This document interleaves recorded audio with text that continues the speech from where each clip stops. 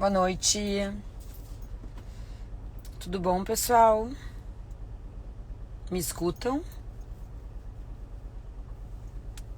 Oi, Maria. Dá pra ouvir? Preciso saber se vocês me escutam. Porque eu tô rouca e tô no carro. Dá pra ouvir? Tá ótimo. Vou chamar as meninas, então. Peraí, pessoal.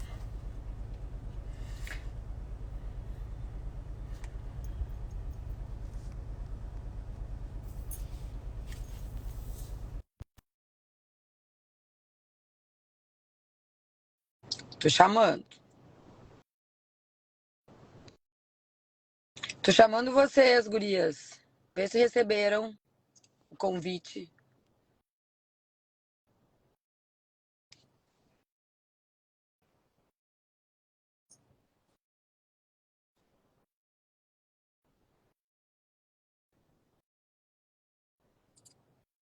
Não?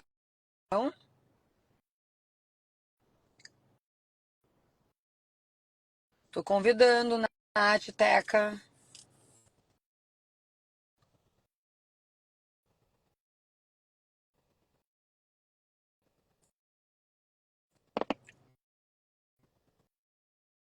Oi, oi, oi.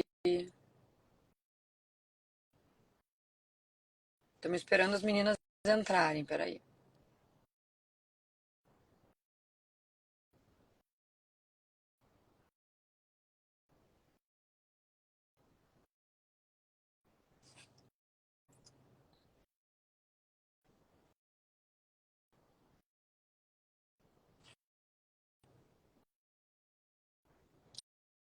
Ué.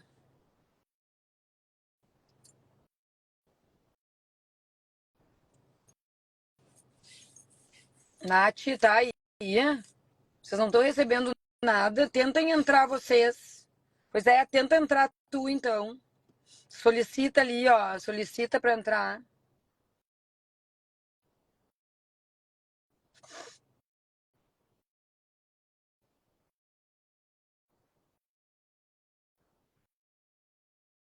Ah, agora deu. E Eu eu não consegui falar. tava pela contato, eu não tava conseguindo. A Teca tá no da contato. Mas eu não tô conseguindo quando é contato. Pede pra Ah, Teca pedir. Ela tá aí, não? tá. Ela tá e ela tá assistindo. Teca, pede pra entrar. Se ela consegue agora. Porque eu tô tentando botar a Teca e não tô conseguindo.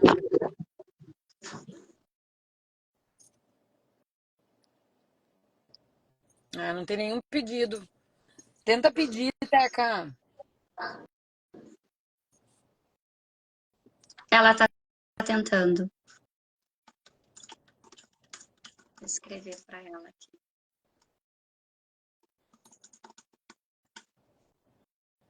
Só se eu tentar no dela, no privado dela.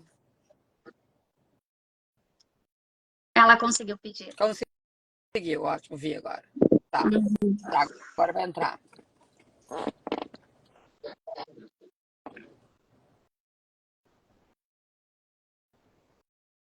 Deve dar agora. Teca.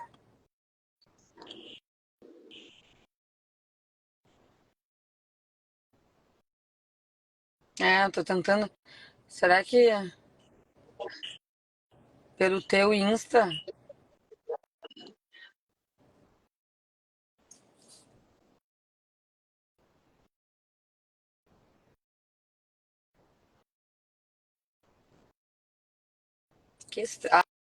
Deu. Não. Vamos de novo.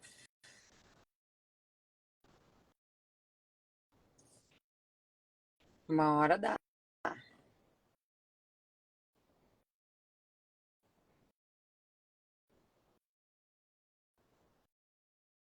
Não sumam, pessoal. Já vamos começar.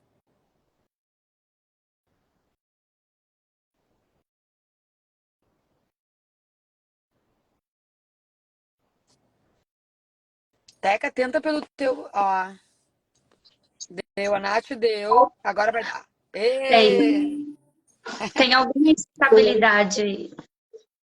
Tem na live passada, da semana passada, caiu várias vezes com o Lucel. Tá, E aí depois eu descobri que foi aquele dia que o Instagram deu muito problema, assim, no mundo inteiro. E eu achava que era a minha internet, fiquei desesperada. Mas enfim, espero que hoje não aconteça isso, né? Bom, gurias, eu tô chamando pelo mas meu Insta, pessoal, porque o meu Instagram, ele não tá aceitando pedido de ninguém. Então, tá, na verdade, as gurias é uma live conjunta, né? Que eu tô acabando chamando pelo meu Insta, porque as gurias não iam conseguir me chamar. E a ideia é a gente fazer um bate-volta, né? De algumas perguntas, certo? Então, assim, eu vou pedir para as gurias se apresentarem. Até que a Nath eu conheço de outros carnavais. verdade, E agora a gente verdade. trabalha no mesmo prédio. As meninas trabalham na Contato, a Nath é a Fono e a Teca, a TO da Contato, chefes da Contato. Mas se apresentem, gurias, porque eu acho que. Não sei se todo mundo conhece todo mundo aqui, né? E aí Vamos lá, então. a gente começa depois. Então tá, eu acho que tem muitas famílias e muitas pessoas que nos conhecem, né? Algumas não. Eu sou Natália, né? Sou fonoaudióloga.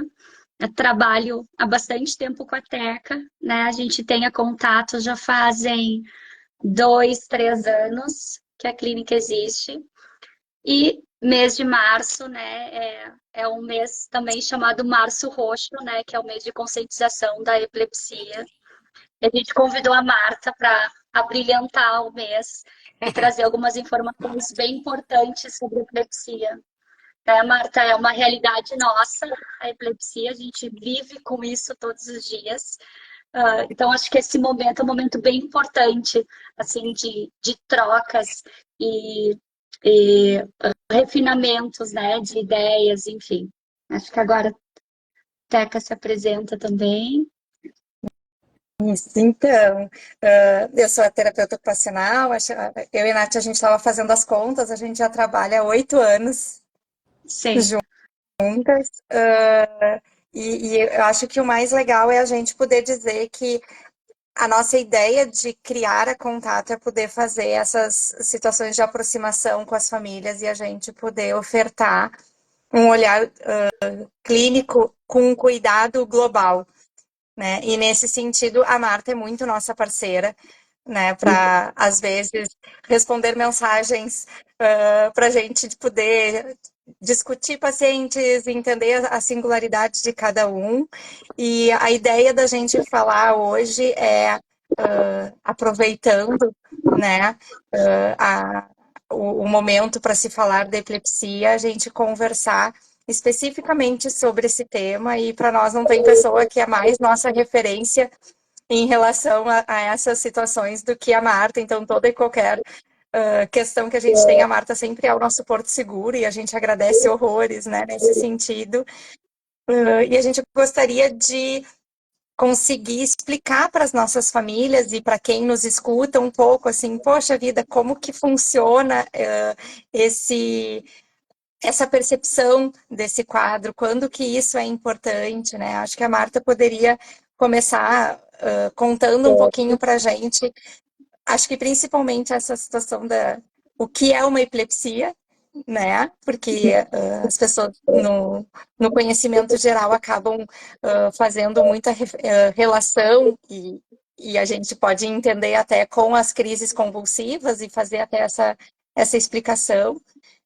E, enfim, agradecer agora a Marta, e a gente quer muito poder te escutar e tirar as nossas dúvidas. Tá bom, gurias, obrigada eu pelo convite. Acho que é super importante. Já somos bem parceiras mesmo, nós três, assim, já de longa data. Ahn, Confio plenamente no trabalho das gurias. É um prazer estar aqui falando com vocês.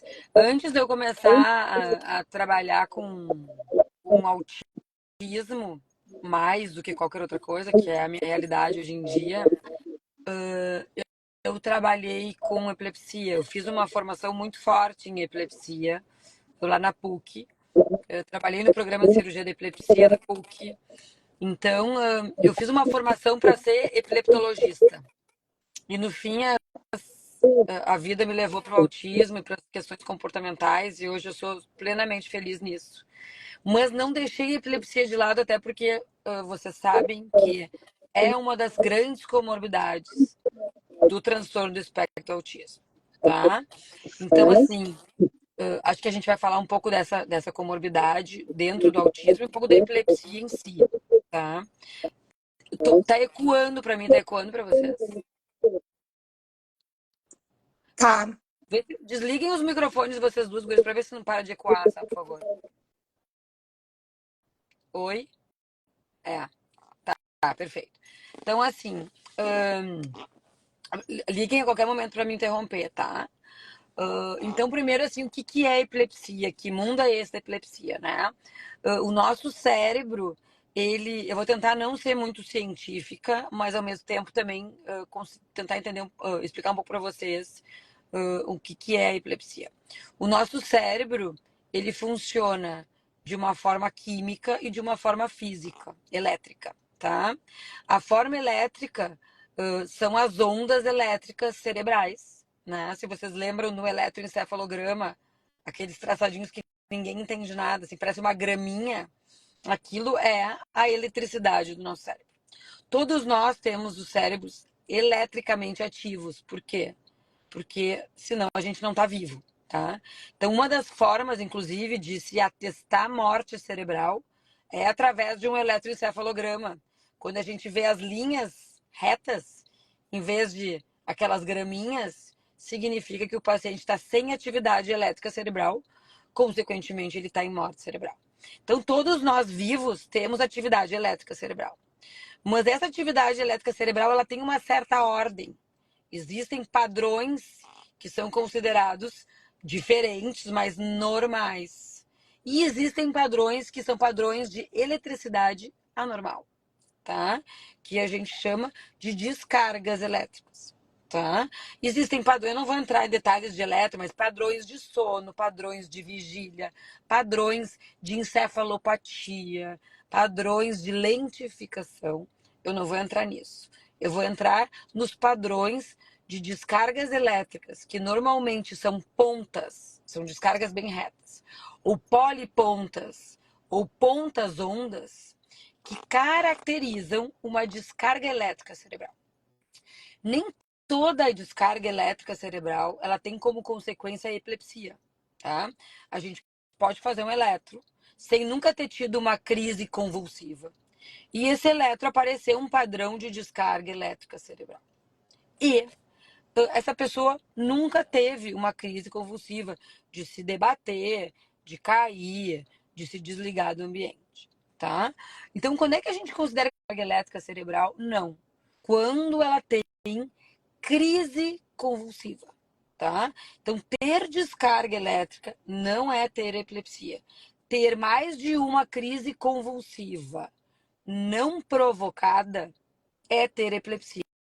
O que é uma crise não provocada? Por exemplo, uma pessoa que sofre um acidente de carro, sofre um traumatismo craniano, tem um sangramento cerebral e tem uma crise convulsiva, ela tem uma crise convulsiva provocada por um sangramento cerebral. Então, a gente não pode considerar essa pessoa com epilepsia.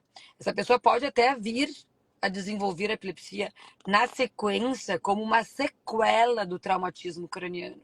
Mas no momento que existe uma meningite, uma encefalite, um traumatismo craniano, um pós-operatório cirúrgico, tá? Ou um desequilíbrio hidroeletrolítico, por exemplo, um paciente que está com um problema renal, perde muito sódio, pode ter uma crise convulsiva. Um paciente que faz hipoglicemia, perde muito glicose muito baixa, pode ter uma crise convulsiva, sim. Mas essas pessoas não têm epilepsia. Elas têm crises convulsivas provocadas, tá? Bom, quando é que a gente tem epilepsia? Quando a gente tem crises convulsivas não provocadas, tá? De repetição. Pelo menos mais de uma crise convulsiva, sem uma causa muito óbvia, como um sangramento, um AVC, etc. Tá? De novo, não que essas pessoas não possam ter crises na sequência de um AVC. Essas crises não são consideradas epilepsia. E importante, antes de eu abrir aqui de novo, assim, abrir os microfones. Mais de uma crise não provocada é epilepsia. Importantíssimo. Nem todas as crises convulsivas, que a gente chama de crises convulsivas, são convulsivas. São de se tremer, de piscar, de sair do ar. Existem crises convulsivas, que a gente daí chama de crises epiléticas, porque não tem a convulsão, que são simples desligamentos, ou que são simples piscar de olho, ou que é um simples devaneio, tá? Então a pessoa pode estar tendo epilepsia, mas as crises convulsivas são tão sutis que muitas vezes passam despercebidas, porque não é cair e se debater necessariamente. Abrir a caixinha do microfone. A gente recebeu algumas perguntas, né?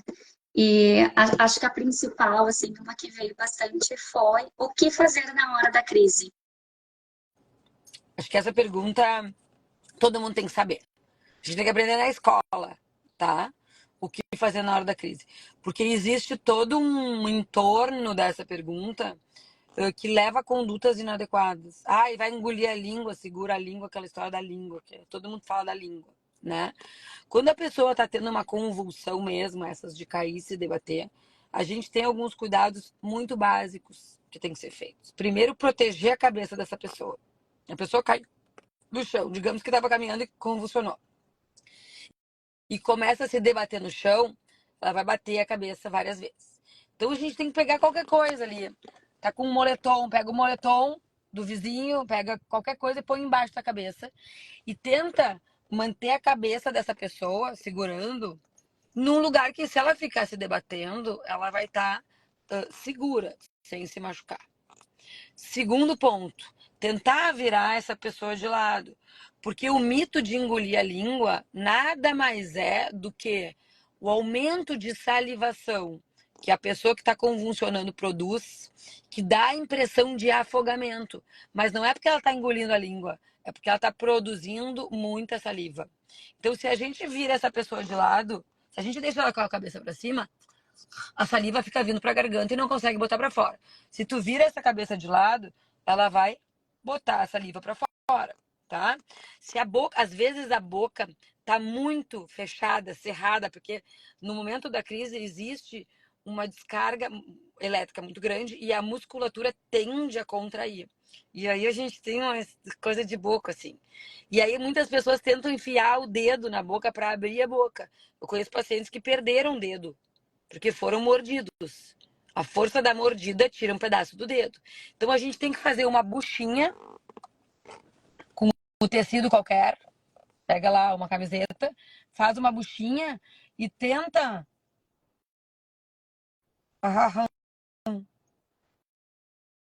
aí a gente consegue um espaço para que essa saliva drene e que essa pessoa não fique afogada na saliva, tá? Então essas são as duas os dois pontos principais. Rarissimamente, uma crise convulsiva é longa o suficiente para causar alguma perda neuronal, que é a preocupação de muitas pessoas, tá? Então, na maioria das vezes, se a gente segurar a cabeça, conter a cabeça num lugar fofo e deixar a saliva sair, a gente espera um pouquinho e aquela crise passa. Qual é a orientação que a gente dá para as famílias? Se está durando mais de 5 minutos, e daí a gente precisa ver no relógio, tem que chamar uma emergência. Porque até a ambulância chegar, até o SAMU chegar, botar a pessoa no SAMU, levar para o hospital, a gente tem aí que contar uns 30 minutos. Por quê? Se a crise durar acima de 30 minutos, é considerado um estado de mal epilético. Um estado de mal. E aí a gente tem risco de perda neuronal. Rarissimamente isso acontece. Então o indicado é: cuida a cabeça, deixa drenar a boca, conta no relógio. 5 minutos não passou, 90% vão passar em menos de 5 minutos. Depois, daí, tranquilamente, tu leva pro hospital. Mas 5 minutos não passou, liga pra emergência e leva para um hospital, tá? Então é mais ou menos isso que a gente tem que fazer na hora da crise. Nada além disso. Marta, tu falaste agora sobre as sequelas, né? Tem uma pessoa que perguntou, deixa eu achar aqui a pergunta dela. Aqui, a Maribel T.O. Ela disse que acompanha um menino de 8 anos e que ele teve crises até os 4 anos e só começou a medicação com 4. Que ele chegou como autista, porém observa-se deficiência intelectual, se isso poderia ser sequela de ter tido crises por um período tão longo sem medicação. É interessante essa pergunta. Não tem uma resposta 100% de certeza, mas provavelmente não, tá? Provavelmente a gente tem uma criança que tem alguma síndrome genética ou que tem alguma condição associada, e aí sim pode ter uma deficiência intelectual, um déficit intelectual, pode ter um autismo leve, pode ter outras coisas e ter epilepsia também. Mas a pergunta seria mais assim: a epilepsia não tratada pode causar déficit intelectual? Não. A não ser que ele tenha sofrido um estado de mal epilético 30 minutos, com perda neuronal, e aí existiu uma sequela. Mas a chance disso ter acontecido é muito pequena. Então, ter tido crises ao longo da vida com mau controle ou com controle, com nenhum controle, desde que não tenham sido estados epiléticos, muito raramente deixarão alguma sequela as crises em si, tá? Marta, tem uma pergunta que até tu já falaste um pouquinho, mas acho que a gente pode aprofundar um pouco, que é quando a gente tem uma criança com o diagnóstico de autismo, quando que investigar se tem a epilepsia, essa silenciosa, ela é interessante, se é algo que, por ter o diagnóstico de autismo, a gente deve investigar essas descargas mesmo sem ter sinais clínicos, né? Essa pergunta, para mim, é a pergunta, tá? Eu duvido que tenha uma pergunta tão importante quanto essa para quem trabalha com autismo. Porque é a pergunta que não tem resposta. Então, assim, quando é que a gente pede um eletro? Quando é que a gente trata um eletro? A gente sabe que 30% dos autistas têm epilepsia associada. Então, esses 30%, tendo epilepsia, significa tem descargas elétricas e tem clínica, por mais discreta que seja, eles devem ser tratados sim, porque eles têm epilepsia. Agora, existe um rol enorme de autistas que tem descarga elétrica e não tem uma clínica muito clara. Porque as clínicas, eu trabalhei muito com epilepsia, então a gente sabe que as clínicas podem ser diversas e muito discretas. Existem pacientes que têm dor abdominal e isso é um tipo de epilepsia. Dor de barriga, que se chama epilepsia abdominal. Tem gente que tem orgasmo e isso é um tipo de epilepsia. Então, assim, as clínicas das epilepsias são tão diversas que um autista nível 2, nível 3 de suporte, que tem 1000 sintomas que às vezes a gente não sabe explicar, e que tem descarga elétrica cerebral, como é que tu tem certeza que aqueles sintomas não podem estar relacionados àquelas descargas elétricas cerebrais? Vocês entendem? Então, isso é muito delicado, é muito sutil esse vamos tentar ou não tentar. Eu vou falar de uma outra condição que é bem associada ao diagnóstico diferencial de autismo, mas primeiro eu quero explicar isso para vocês, que isso é o mais importante. Então, o que eu, Marta, faço? E isso não significa que eu tenha 100% de razão e não significa que as pessoas que agem diferente estejam erradas. Se eu atendo um paciente e eu desconfio que, por algum motivo do meu olhar clínico, aquela criança pode estar tendo alguns surtos de agressividade ou está tendo um atraso de comunicação por descargas elétricas cerebrais, eu peço um eletro. Se aquele eletro vem alterado, eu trato. Mas eu trato a família sabendo que existe uma chance de melhora. E que se melhorar, a gente vai manter a medicação. E que se não melhorar, a gente vai tirar essa medicação. Tá? Então, assim, não existe uma regra para isso. Tá? Tem pessoas que atendem autistas que só pedem eletro se existe uma história de crise convulsiva mesmo. E tem pessoas que sentem que a evolução do paciente não está tão boa, que pode ser que exista alguma atividade elétrica cerebral anormal acontecendo. E ela pode estar influenciando nesse caminhar dessa criança, que é o meu caso. Eu peço um eletro, se vier alterado, eu tento tratar para ver se existe resposta. Bom, segundo ponto que eu quero, só para não deixar. Existe uma condição genética, que é um dos grandes diagnósticos diferenciais de autismo regressivo, que se chama Síndrome de Landau-Kleffner, tá? Que é uma condição genética em que existe um desenvolvimento normal da criança e que lá pelas tantas essa criança para de falar. Consequentemente, essa criança começa a ter comportamentos disruptivos, porque a gente sabe que as pessoas que param de falar, mesmo que não tenham autismo, têm comportamentos disruptivos. E aí a gente não sabe se essa criança tem autismo ou se ela tem Landau-Kleffner. O que nos ajuda muito nesse diagnóstico diferencial? Que o eletro da síndrome de Landau-Kleffner, normalmente ele é muito característico e muito alterado.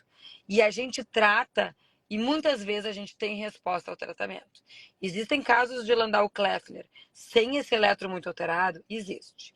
Existe casos de Landau-Kleffner que não respondem a tratamento medicamentoso com anticonvulsivante? Existem. Mas são a minoria.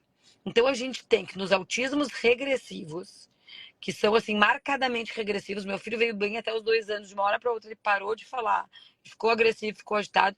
A gente obrigatoriamente precisa descartar uma síndrome de Landau-Kleffner. Isso.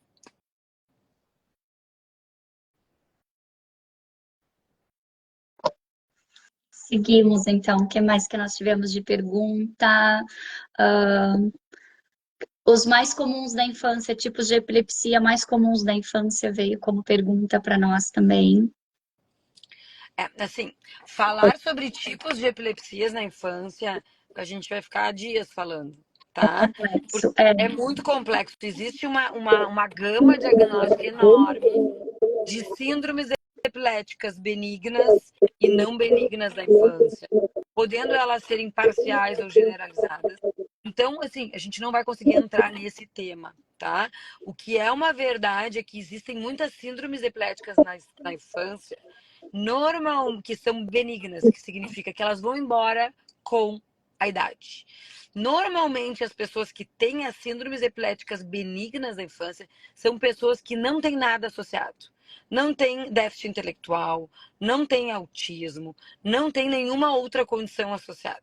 Quando a gente tem um paciente que tem epilepsia, também tem déficit intelectual, também tem autismo, também tem uma síndrome genética, a gente já tem que pensar que talvez não seja essa epilepsia que vai embora com a idade. Outro ponto importante, que não foi bem a pergunta, mas acho que vale a pena a gente esclarecer aqui, a maioria das epilepsias associadas ao autismo, elas são facilmente tratáveis com medicação. Não são epilepsias de difícil controle, tá? Então, normalmente a gente consegue controlar bem as epilepsias quando associadas ao transtorno do espectro do autismo. Tem uma pergunta. Pode falar, né? Tem uma pergunta aqui que é se o autismo regressão pode ser por conta de convulsões. Deixa eu achar aqui. Essa pergunta é isso, mais ou menos que eu expliquei de antes. A regressão, especialmente da comunicação, ela se deve a uma síndrome específica chamada Landau-Kleffner, tá? Tá. A gente pode ter regressão de comportamento e desenvolvimento, que tem muitas crises epiléticas, pode, mas daí a gente consegue diferenciar isso dos transtornos do desenvolvimento mesmo. Então o diagnóstico diferencial não fica tão difícil assim. Teca. Marta, tem uma pergunta aqui pedindo para que tu fale um pouquinho sobre a epilepsia gelástica. Tá. A epilepsia gelástica é a epilepsia que normalmente se manifesta como crises de riso, tá? E na grande maioria das vezes ela está associada a tumores do sistema nervoso central, tá? Que não sempre são malignos, mas são tumores de áreas centrais do sistema nervoso central. E a manifestação da síndrome da crise gelástica é riso. São risos inadequados. Então, muitas vezes, e essas crises, é importante isso, esse tipo de epilepsia, por ser tão profundo no cérebro, às vezes a gente não consegue pegar no eletro. E a gente só consegue fazer um diagnóstico de uma crise gelástica porque a gente faz uma imagem e vê que existe um tumor numa região específica do cérebro, do sistema nervoso central, tá? Então, assim, o eletroencefalograma, vocês imaginam assim, o nosso cérebro, ele tá dentro, tem cabelo, tem pele, tem osso, tem gordura, tem meninge, tem um monte de coisa, tem líquor antes da gente chegar no cérebro. Quando a gente coloca aqueles eletrodos aqui, a gente tem todas essas camadas até chegar no nosso cérebro, tá? E a maioria das crises, elas têm início no córtex cerebral, que é a camada mais externa do cérebro. Então é fácil de ver no eletro. Só que as crises que são bem profundas, que são nessas regiões mais profundas do cérebro, às vezes elas não aparecem no eletro, tá?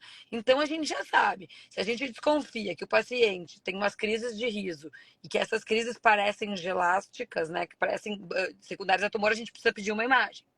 Muitos pacientes me falam, meu filho é autista e ele ri do nada. Será que ele tem uma epilepsia gelástica? Será que ele tem um tumor do sistema nervoso central?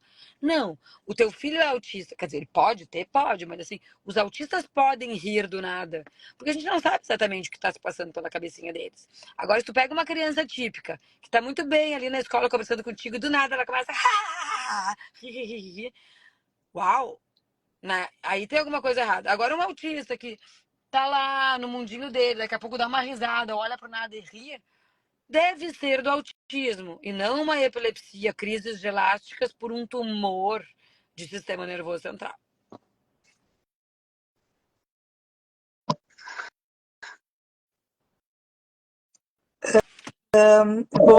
Vou fazer mais uma pergunta do pessoal aqui.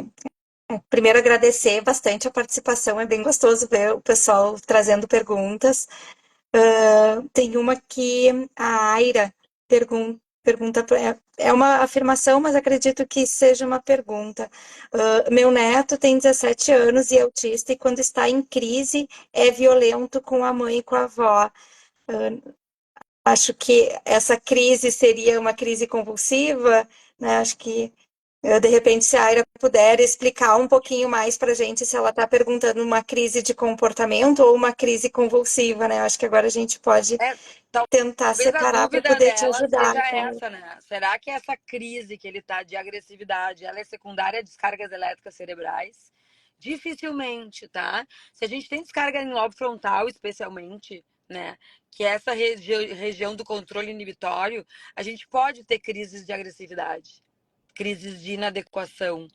Mas dificilmente, num caso de autismo, a pessoa tendo crise é porque ela está tendo descarga, crise de agressividade, ela está tendo descarga no lobo frontal naquele momento. É raro isso acontecer. Mas, de novo, já vi vários pacientes típicos, sem nenhum diagnóstico comportamental, tendo crises de agressividade, de agitação, por descargas elétricas de região frontal. Se ela conseguir perguntar de novo, eu respondo. Marta, uma pergunta que vem bastante aqui também é sobre crise de ausência. É uma situação bem do dia a dia. Muitas vezes a gente recebe vídeo das famílias assim: ai, Nath, tu viu ele ausente na sessão? Tu viu ele ausente em algum momento? Será que isso é crise? As pessoas encaminham bastante vídeos, assim, os pacientes, as famílias para nós, né? Eu acho que o pessoal quer saber um pouquinho mais sobre essas crises de ausência, assim, como identificar que é uma crise, se tem um tempo específico que ele pode suspeitar que a criança esteja tendo uma crise, ou é um comportamento. Tá. Essa acho que é a segunda pergunta mais importante, assim, no sentido do dia a dia com um diagnóstico de autismo associado, né? O que é uma crise de ausência? E aí tem termos que se atrapalham. Crise de ausência cientificamente falando, formalmente falando, se a gente está falando de epilepsia, é uma crise que na maioria das vezes é benigna, passa com a idade, que começa no final da idade escolar ali, início da adolescência, que são pessoas que têm uma descarga generalizada no cérebro, que são pessoas que estão ali, normalmente quem faz esse diagnóstico são os professores, das crianças que estão ali escrevendo, olhando para o quadro, daqui a pouco elas param, às vezes piscam, às vezes mexem um pouquinho a boca e do nada voltam a fazer o que estavam fazendo, tá? E rápidas e bem assim, nessa idade específica. Quando a gente faz um eletro, a gente vê descargas generalizadas num padrão específico de eletroencefalograma, tá? E aí essas crises são tratadas, tá? Porque elas incapacitam, às vezes elas são muito frequentes e a pessoa tá ali aprendendo, daqui a pouco para, volta, daí dá vários apagões durante o dia, tá? Essas crises são benignas, elas não estão associadas ao autismo, tá? Ah, eu posso ter autismo e ter esse tipo de crise? Pode, mas não é a crise mais associada ao autismo. E elas acabam com a idade, elas vão, na maioria das vezes, elas vão sumindo com a idade, com o amadurecimento cerebral, tá? Isso é a crise de ausência. O que que as pessoas chamam de ausência? Os apagões. Tá? Então, assim, o meu filho tá ali, do nada ele dá uma viajada, ele tá tendo uma crise de ausência. Isso nós, que trabalhamos com epilepsia, a gente não chama de crise de ausência, a gente chama de crise de desligamento. E essas crises são bem mais frequentes que as de ausência. Elas são do lobo temporal, não são generalizadas, elas têm um foco específico, tá? E elas podem ocorrer simplesmente um desligamento. Raramente associadas de novo ao autismo, tá? Então, pais de crianças atípicas, essas crises que vocês acham que são ausências nos filhos de vocês, dificilmente são. Não significa que os filhos não podem ter epilepsia, não significa que eles não podem ter descargas cerebrais, mas provavelmente eles não estão tendo nem crise de ausência, nem crise de desligamento, tá? Porque essas condições são bem associadas às crises de desligamento, a alterações de lobo temporal, displasias ou pequenos tumores, que a maioria dos autistas não tem, e as crises generalizadas associadas à idade, e são crianças mais velhas. Tá? De qualquer forma, obviamente, quando me mandem os vídeos, normalmente eu já sei que não é, eu já olho e falo, não precisa nem fazer eletro. Mas, obviamente, vocês não têm como fazer isso. Então, assim, fazer um eletro não faz mal a ninguém, é botar uns negocinhos no cabelo, depois tem que tirar a cola. Então, tá em dúvida, faz. Mas quando é que a gente vai dizer que a crise é aquilo ali? Quando existir uma descarga específica em lobo temporal, para uma crise de desligamento de lobo temporal, ou quando existir uma descarga generalizada de padrão específico da ausência. Se não, não é crise de ausência ou de desligamento. Raramente os autistas têm esse padrão de crises. Marta, mas esse apagão, ele nos dá algum alerta? Eu não entendi a tua pergunta, desculpa. Esse apagão que tu falou aí, né? Que muitas vezes a maioria dos casos em que manda os vídeos para nós, da criança autista, né? Ele teve só tu se referiu aí, tu falaste, um apagão, ele não é uma crise. E isso nos dá alerta de alguma coisa? Não. Tem Os apagões, quando é crise, tá? Quando o apagão, o desligamento é crise, normalmente ele vem. Desliga o áudio, Nath, por favor. Ah, tá bom. Normalmente ele vem associado de outras características. Por exemplo, de uma sensação estranha na barriga, de enjoo, de uma bola que sobe e desce. Mas, obviamente, os autistas não conseguem dizer, Nath, olha só, tô sentindo uma bola que sobe e desce. Não. As pessoas que conseguem descrevem isso. E muitas vezes não é só um desligamento, existe movimento de boca, ou de mãos, ou de se encostar, de se tocar, ou de tocar no lugar. Então tá no lugar, assim, começa a tocar no lugar, tocar na mesa, tá? Então, esses apagões dos autistas, tá? Eles normalmente não tem associação com atividade elétrica. São pequenos desligamentos, porque ou ele está fazendo prestando atenção numa luz, ou ele está prestando atenção num som, ou ele está prestando atenção numa ideia, e não tem a ver com descarga elétrica cerebral. Obrigada. Marta, e o pessoal está colocando bastante perguntas, a gente vai tentar responder todas, né? Mas vamos ver se a gente vamos tentando aglutinar algumas ideias. Aqui tem uma pergunta. Recomenda algo para quem teve epilepsia na infância e agora está na adolescência? Recomenda algo tipo que, assim, bom, depende do tipo de epilepsia que a criança teve na infância, tá? Se precisa de acompanhamento ou não, né? Eu acho que, pelo que eu entendi, teve epilepsia na infância, aparentemente está tudo controlado, e se tem algum cuidado na adolescência. Isso que me veio na cabeça Então, quando a Suziane perguntou. Suziane, se quiser perguntar algo mais, escreve pra gente. se a epilepsia está resolvida, vida normal, existem. Ah, é a Suzy. Tá.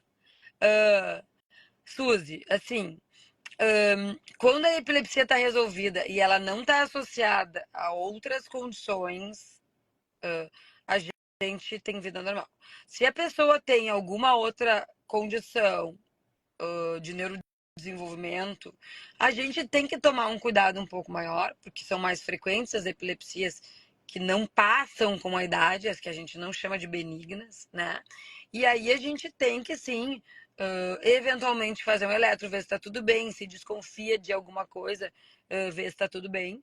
Mas normalmente a gente considera que a pessoa está curada da epilepsia se ela fica 2 anos sem medicação e sem crises, tá? Então, uma pessoa que está 2 anos sem medicação e não teve crise, ela é considerada curada da epilepsia. Então, esse é um bom parâmetro para a gente dizer: meu filho já está há 5 anos sem remédio, nunca mais teve crise, ele está curado. Ele está curado. Eu tenho uma pergunta aqui que eu já vou me aproveitar dela também, que é a associação, né, das crises com ecolalias e gagueira. Então, descarga associada à gagueira ou ecolalias, né? Como ter o alerta de que aquela gagueira ou ecolalia pode ter alguma associação com descarga? É muito difícil essa pergunta, porque na maioria das vezes não existe essa associação. Mas pode existir, pode gagueira ou alguma alteração de prosódia ou de ter associação com descargas elétricas, pode. Então, provavelmente, nesses pacientes, se a gente fizer um eletro e existir descarga na área da fala, que mais de uma área, né? A gente tem mais de uma área relacionada à fala, a gente pode ter como manifestação dessas descargas uma gagueira ou algum outro tipo de alteração da comunicação, tá? Então, assim, quando tem alguns pacientes que têm questões relacionadas à comunicação, fico em dúvida e faço um eletro e tenho descargas na área da fala, eu trato a epilepsia. E aí a gente vê que resposta a gente tem a esse tratamento. Mas isso sou eu que faço. Não é necessariamente todo mundo que faz. Mas Não estava conseguindo tirar o microfone. Tem uma outra pergunta ainda, Marta, sobre a crise de desligamento. Se teria uma idade para começar que pode ser detectada a crise de desligamento? tá. Diferente da crise de ausência, que normalmente é ali dos 8 aos 16, 12 anos, 14 anos, não tem bem, mas é mais ou menos por isso aí, né? As crises de desligamento, que na maioria das vezes estão associadas a alguma microlesão, nem que seja microscópica, que a gente chama de displasia cerebral, ao lobo temporal, elas podem começar cedo, se for uma displasia, por exemplo, uma alteração que a criança já nasce com, tá? Então elas podem começar bem cedo na vida. Ou quando elas são secundárias, e aí uma outra entidade, que se chama esclerose hipocampal, tá? Que é uma região do lobo temporal, o hipocampo. Existem pessoas que têm crises febris na infância, ficam um tempo livre dessas crises e no início da idade adulta voltam a ter essas crises de desligamento. Quando a gente vai fazer uma imagem dessas pessoas, a gente vê que elas têm um lobo temporal numa região que se chama hipocampo um pouquinho mais atrofiada. Significa que aquelas crises febris benignas da infância acabaram machucando o hipocampo, que levou alguns anos para ficar atrofiado, e hoje esse hipocampo causa crises de desligamento. Então, se a epilepsia de lobo temporal é secundária a alguma lesão que já veio do nascimento, essas crises de desligamento podem acontecer a qualquer momento da vida, tá? Se ela é secundária, uma sequela da epilepsia, das crises febris, ela normalmente começa no início da idade adulta.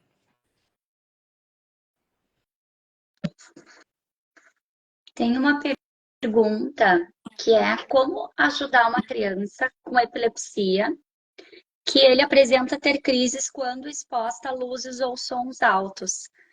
Os olhos ficam um pouco perturbados, a pessoa disse, acho que é um olhando para o lado certo e outro um pouco nistagmo. Primeiro tem que ter certeza que essas crises são que isso que o paciente apresenta realmente está relacionado a essas coisas, né? Então, por exemplo, tem gente que tem crise por fotoestimulação, daí a gente tem que evitar muita tela, muita troca de luz, usar óculos escuros quando vai ao sol. Existem vários manejos para evitar que a luminosidade extrema ou que o piscar afete essas pessoas. Tem gente que tem crise quando ouve sons, sim, e não precisa nem necessariamente ter alto. Tem gente que tem crise quando fala no telefone. Ouve a voz pelo telefone e isso desencadeia a crise.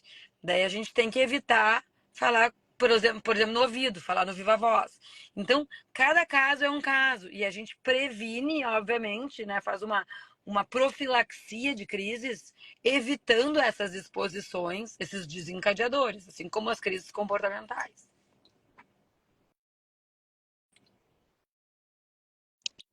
Tem uma pergunta que fala assim, a Naege, ela traz para gente, mais de um tipo de crise combinada significa uma gravidade maior, tônico-clônica, drop ataque e mioclonia palpebral com queda de cabeça. Sim, na maioria das vezes sim. Quando a gente tem mais de uma crise, mais de um tipo de crise junto, normalmente é um caso mais grave, um eletro mais alterado. Normalmente esse eletro é multifocal, mais difícil de tratar. E infelizmente, sim, é um ponto de mau prognóstico.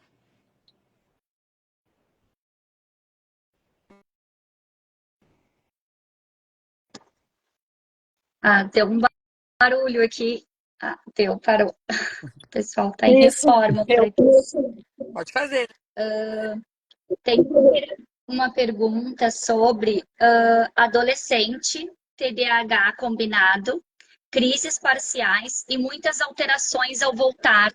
A família fala em surto, sugere doença degenerativa.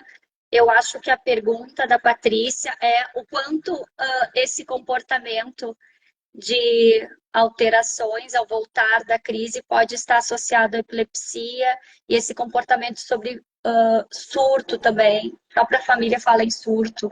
Patrícia, não sei se eu entendi bem a tua pergunta, se faltou alguma coisa, tu complementa. Entendeste, Marta? Mais ou menos, eu vou explicar o que eu acho que dá para elucidar alguma coisa. Assim.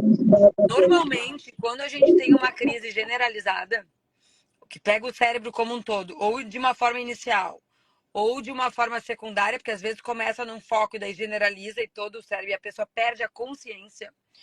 O pós-ictal, que é O que a pessoa sente depois da crise é uma sonolência excessiva, tá? Então, quando a epilepsia ou a crise convulsiva atinge o cérebro como um todo, a consciência fica alterada invariavelmente, tá? Não necessariamente desmaia e dorme, mas a consciência fica alterada e o pós-ictal é de sonolência, tá? As pessoas ficam dormindo, ficam cansadas, depois descrevem que parece que correram uma maratona, de tão exausta que ficam. Quando as epilepsias são focais, tá? Elas podem ter comportamentos inadequados tanto na crise como no pós-ictal. Porque quando acaba a crise, ainda existe uma lentificação naquela. Não é de uma hora para outra acaba e está tudo resolvido. Não. Aquela área cerebral ela fica estranha, fica lentificada, fica alterada. E aí a gente pode ter algum surto de agressividade, algum comportamento inadequado. Isso vai depender muito da localização. Normalmente a gente tem isso quando é lobo temporal ou quando é lobo frontal. Lobo parietal, a coisa é mais sensorial, né? Então, assim, se é lobo occipital é mais visão, queixas de visão. Então vai depender muito da onde é a localização dessa epilepsia para a gente entender se essas manifestações podem ser um pós-ictal ou não. Deu para entender mais ou menos? Acho que sim, acho que sim. Qualquer coisa a Patrícia retoma. Tu falou uma coisa agora sobre o tempo que demora para voltar depois da crise, né? Isso é uma coisa que acontece no dia a dia também. A criança tem uma crise e muitas famílias não sabem o quanto tempo depois retoma as coisas, retoma a rotina. Teve a crise agora, daqui uma hora tem terapia, segue a terapia, vai para terapia. O que faz, né? O quanto tempo se resguarda logo após a crise? Essa pergunta também não tem uma resposta específica. Quando a crise é focal, quando a pessoa não perde a consciência, normalmente a gente dá um tempo, vê assim, ele voltou, tá entendendo, a gente começa a fazer perguntas, ele começa a responder com sentido. Teoricamente, a gente pode voltar a fazer o que estava fazendo. Claro que respeitando ali aquele momento da criança. Já está conectado de novo? Então tá, então vamos voltar a fazer aqui. Quando a crise é generalizada, com perda de consciência, que não é aquela ausência típica lá, que é só um apagãozinho, tá? Se é uma crise generalizada, que a pessoa cai, se debate, tem o período pós-ictal, normalmente a gente considera que aquele dia talvez seja um dia meio perdido, tá? Então, assim, o paciente teve uma crise longa, teve um pós-ictal ali de 30 minutos. Muito difícil a gente conseguir com que esse paciente renda o resto do dia. Então, assim, o ideal é que tenha uma noite de sono, que retome no outro dia as suas atividades. Mais de 24 horas não precisa, a não ser que sejam crises repetidas. Mas normalmente, assim, eu faria, como terapeuta, eu faria, bom, teve crise, vamos para casa, vamos descansar, amanhã a gente se vê de novo. Se ela tenha sido de manhã, de tarde ou de noite, seria a minha conduta, seria essa.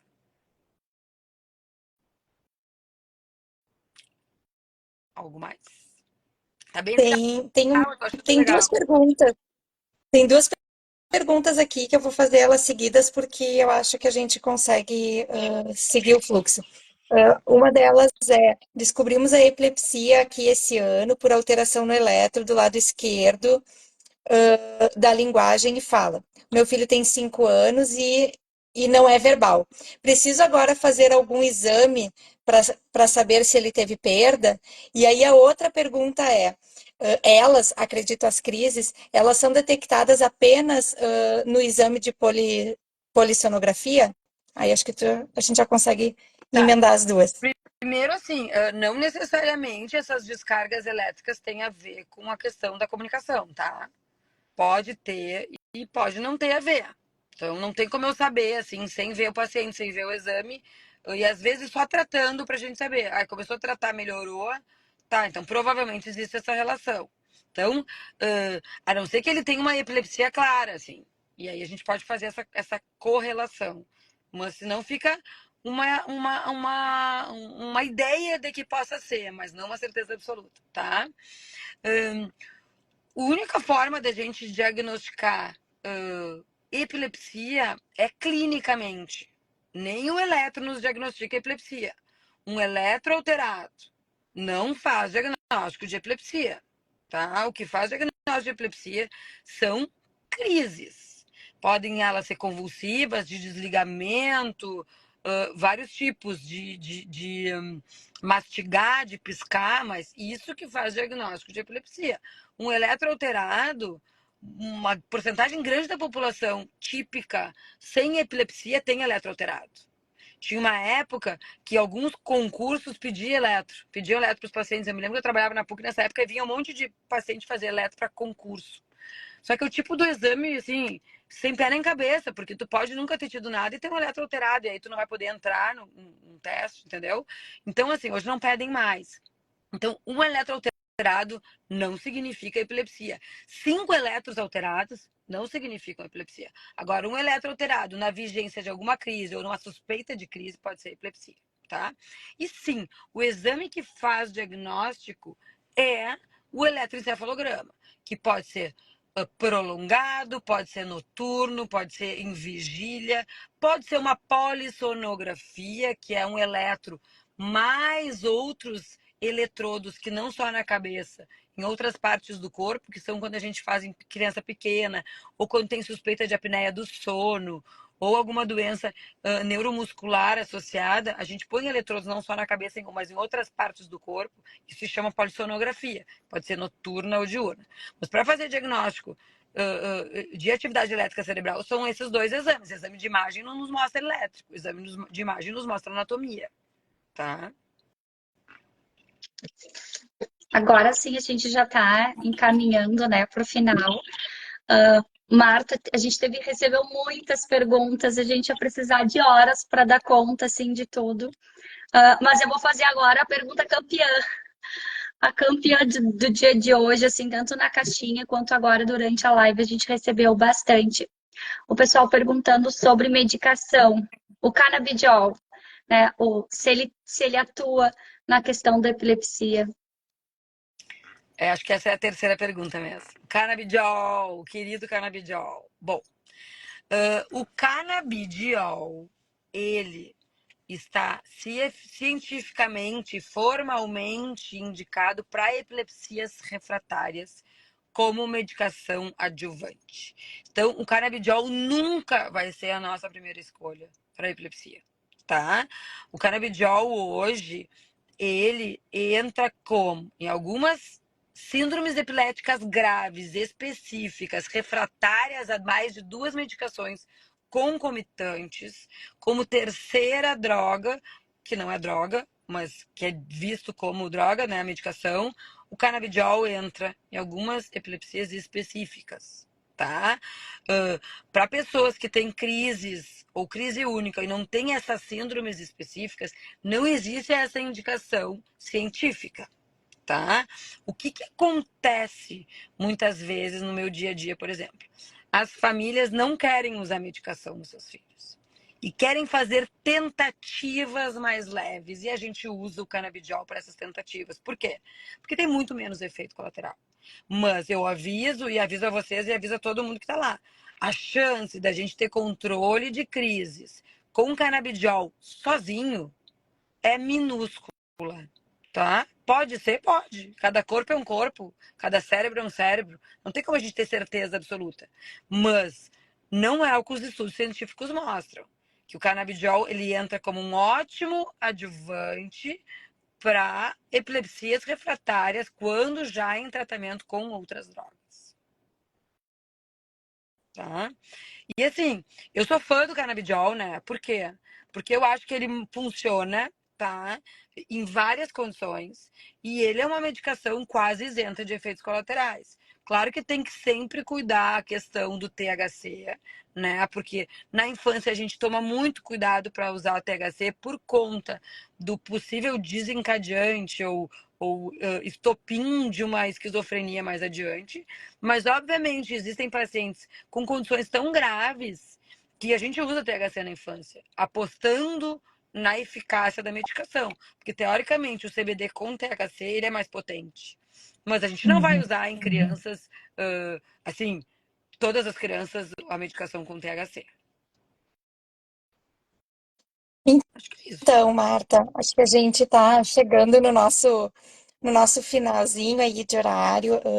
A gente quer agradecer muito a participação de todo mundo, a gente ficou bem feliz, e principalmente a tua parceria de agora e de todas as outras vezes também.